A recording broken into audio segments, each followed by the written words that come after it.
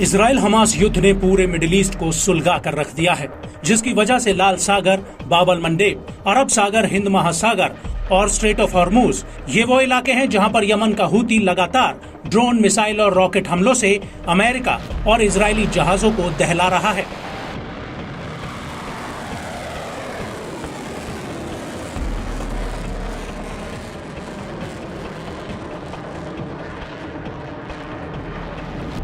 दरअसल इस पूरे समुद्री इलाके में अमेरिका और पश्चिमी देशों के कई युद्धपोत तैनात हैं, जिन पर हूती ताबड़तोड़ हमले कर रहा है। हूती का कहना है कि वो इस इलाके से इजराइल और अमेरिका से जुड़े जहाजों को तब तक निकलने नहीं देगा जब तक कि इजरायली सेना गाजा के भीतर युद्ध नहीं रोक देती है।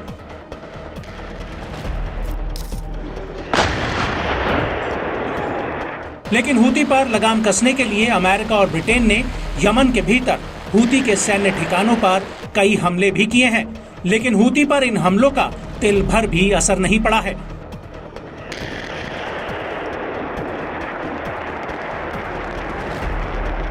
और यही वजह है कि वो अब डंके की चोट पर कह रहा है कि वो अपने हमलों का दायरा बढ़ाने जा रहा है।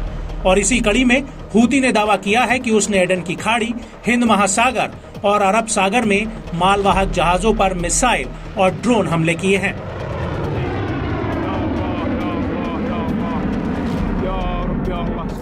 इन हमलों को लेकर हूती के प्रवक्ता ब्रिगेडियर जनरल याह्या सारी ने बयान भी दिया है।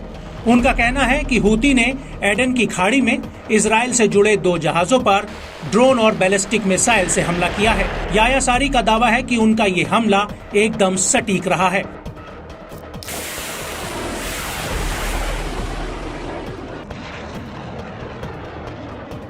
हूती के मुताबिक एडन की खाड़ी और अरब सागर में MSC डिएगो और MSC जीना पर हमला किया गया है। इसके बाद अरब सागर में एक अन्य जहाज MSC विक्टोरिया पर भी मिसाइल से 2 बार हमला किया गया। पहला हमला हिंद महासागर में और दूसरा हमला अरब सागर में किया गया।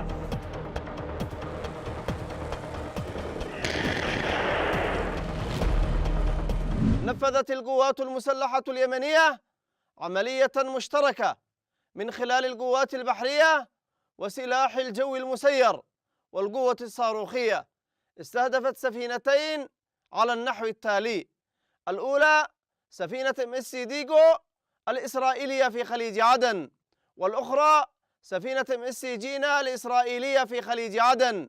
وقد تمت عملية الاستهداف بعدد من الصواريخ البالستية والطائرات المسيرة، وكانت الإصابة دقيقة بفضل الله. ونفذت القوات الصاروخية عمليتين نوعيتين استهدفت سفينة MSC فيتوريا في المحيط الهندي، والأخرى على نفس السفينة في البحر العربي، وكانت الإصابة مباشرة بفضل الله. वहीं हूती के नेता अब्दुल मलिक अल हूती ने कहा है कि जो भी जहाज इजराइल या कब्जे वाले फिलिस्तीन तक सामान की सप्लाई लेकर जाएगा उस पर हमला जरूर होगा, चाहे वो जहाज कहीं भी जा रहा हो। مع العدوان الإسرائيلي على رفح تشمل أي سفن لأي شركة لها علاقة بالإمداد أو نقل بضائع للعدو الإسرائيلي وإلى أي جهة ستتجه.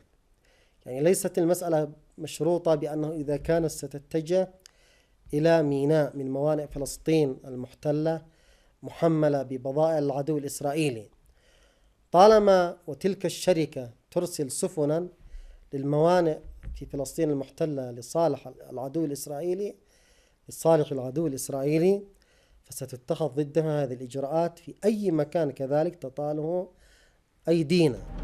बड़ी बात यह है कि हूती ने जिन मालवाहक जहाजों पर ये हमले किए हैं उनमें से MSC डिएगो पनामा का झंडा लगाकर ओमान से जबूती जा रहा था, जबकि MSC जीना श्रीलंका से जबूती जा रहा था।